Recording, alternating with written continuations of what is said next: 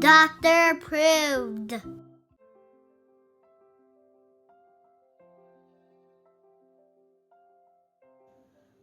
Hi, my name is Alina. I have mild spastic diplegia and I had SDR 2 years ago. I'm making this video to answer some questions that I had before surgery and hopefully help other people who are looking to get the surgery or family members of people who are looking to get the surgery. This is how I walked immediately before my surgery.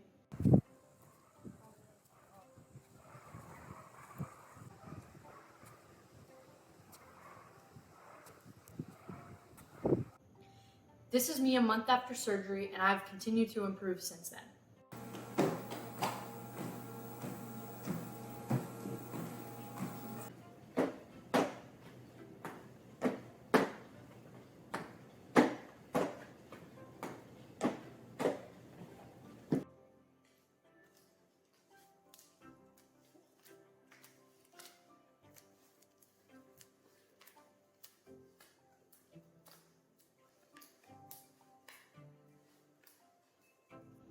I was 14 when I had a SDR, and the reason that I had it as late as I did instead of earlier in my life, like most people do, is just because the doctors didn't think that I needed it. They thought that I wasn't really affected enough to warrant having such a sort of intense surgery.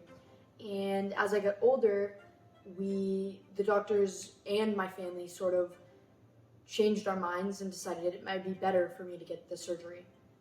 Some of my biggest fears when I had a SDR was definitely how invasive the procedure is, how much pain I would have, the length of the therapy that I had, and the length that I would have to stay in bed after the actual surgery.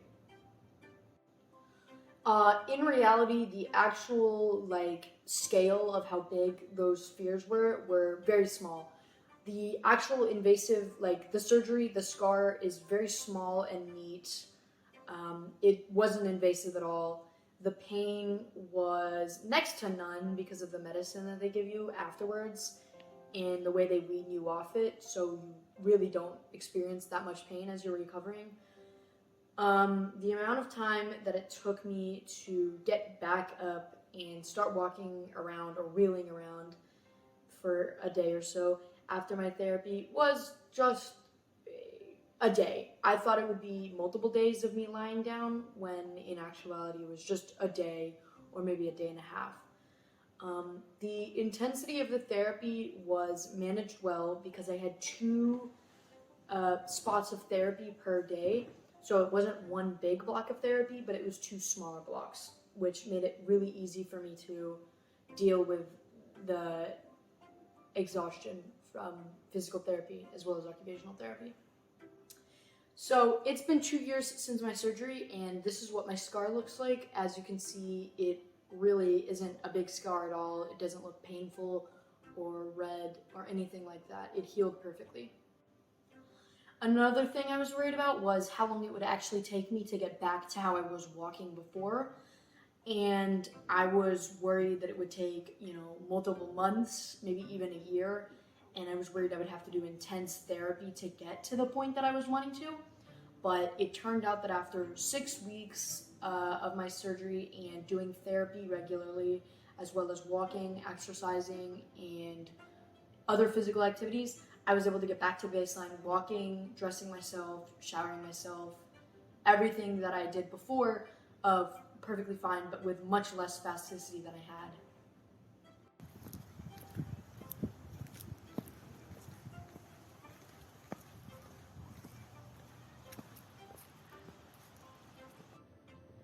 One thing I heard from a lot of parents and kids that got the surgery was that they experienced nerve pain and numbness, or the feeling of someone, like your leg being asleep after the surgery. And I also experienced that. The back of my right thigh is numb. It doesn't affect my daily life or anything about that. It's just a feeling that has persisted for the last 2 years, where I don't feel as much sensation in the back of my leg. Again, this doesn't impact my daily life, but it is something that I have experienced, and if you're older you might experience, and it might not go away due to the way you grow and your nerves grow. One question people may have is, do you still need to do physical therapy and stretch extremely often after the surgery? And the answer is yes, because selective dorsal rhizotomy is not a one-time fix-all procedure. Once you've recovered, you have to keep in that recovered state. You have to make sure your muscles are still strong and that you're still doing everything to keep your body in shape, instead of just assuming that now that you've had the procedure, your legs will be fixed and you won't have to worry about anything anymore. So for anyone watching this considering SDR, I want to give my thoughts on the procedure and everything I've been through and felt since, and I'd say that it's 100% a great idea to get it. Me and my family were definitely on the fence because of how functioning I was, but after the surgery, I can definitely say that it was the best decision for me because I have so much less spasticity. I recently went to my physical therapist and she said that my spasticity is only a light catch right now, and obviously depending on how affected you are by your cerebral palsy, that result will be different, but the answer still remains that your spasticity will likely decrease very much over the next couple of years, and just the pain and